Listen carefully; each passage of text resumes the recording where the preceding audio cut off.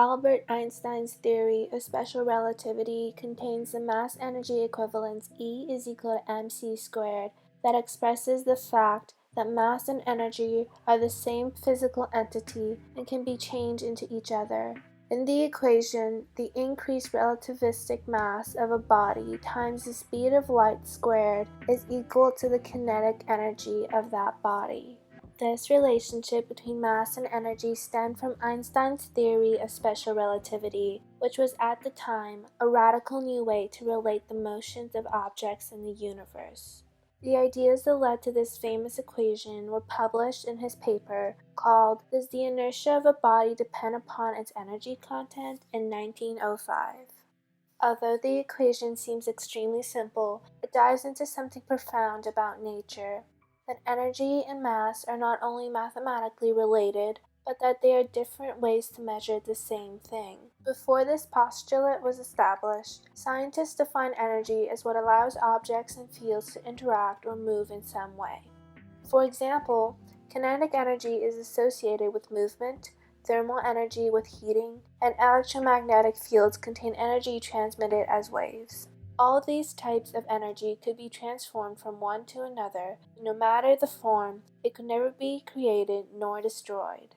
Einstein introduced mass as a new type of energy in his relativity theory. Previously, mass was thought of as something in kilograms that serves as a measure of how much stuff was present and how resistant it is to being moved. In other words, inertia. According to Einstein, though, mass is a way to measure the total energy present within an object, even when it doesn't outwardly appear to have any energy, such as heat or movement. In other words, even masses at rest have an energy inherent to them. Mass-energy equivalence stipulates that mass is simply a super-concentrated form of energy, and additionally, that these two seemingly unrelated quantities can change from one to another. E is equal to mc squared tells us exactly how much energy you can get from converting mass. Every kilogram of mass can turn into 90 quadrillion joules of energy. This equation also states that mass can be created by energy. If you collide two particles with enough energy, say a photon and electron, this will yield not only the original particles, but also an antimatter pair. Mass-energy equivalence also led Einstein to his theory of general relativity. With a matter and antimatter pair, which of the same rest mass, they can be annihilated to produce photons of a specific amount of energy, the exact amount dictated by E is equal to mc squared. Now, if this particle/antiparticle pair is moving rapidly, for example if they had fallen from outer space and then annihilated close to the surface of Earth, those photons would now have extra energy, not just from E is equal to mc squared, but also the additional kinetic energy gained by falling.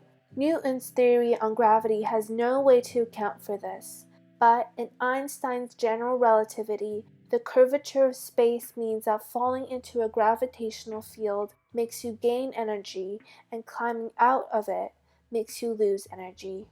One might assume that Einstein's equation became famous simply because of its fundamental importance in allowing us to better understand the world around us. But its fame stems in fact from its association with one of the most devastating weapons produced by mankind, the atomic bomb. An application of this seemingly abstract idea lies in nuclear power stations. Within their reactors, subatomic particles known as neutrons are fired at the nuclei of uranium atoms, causing said atoms to split into smaller atoms. This process of fission releases energy and more neutrons that in turn can go on and split more uranium.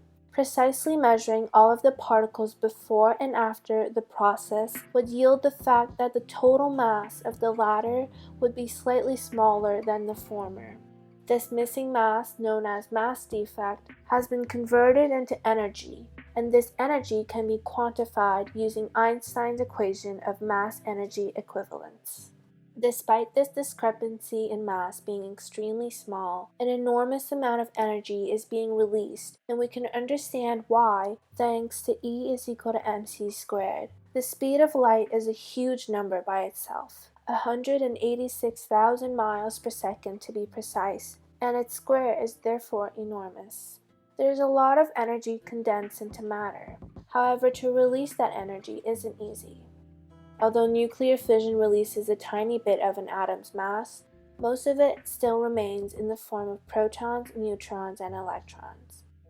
Einstein's most famous equation, E is equal to mc squared, elegantly demonstrates the power and simplicity of fundamental physics. Matter has an inherent amount of energy to it, even when stationary, and under the right conditions, mass can be converted to pure energy. Additionally, energy can be used to create mass that previously did not exist. Thinking about the world in this way enabled us to discover the fundamental particles that make up our universe, to invent nuclear power and nuclear weapons, and to discover the theory of relativity that describes how every object in the universe interacts with each other.